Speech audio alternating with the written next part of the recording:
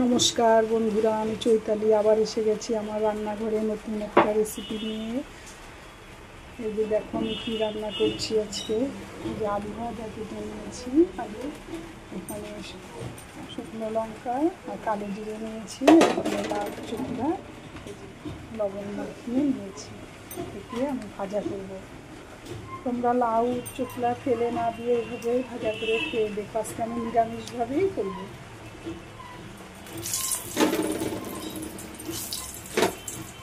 শুকনো লঙ্কা কালো জিরে সম্বর দিয়ে দিলাম।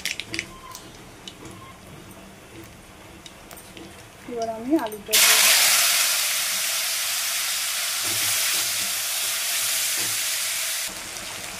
এবার আমি লাল চকলেটটাও দিয়ে দিলাম।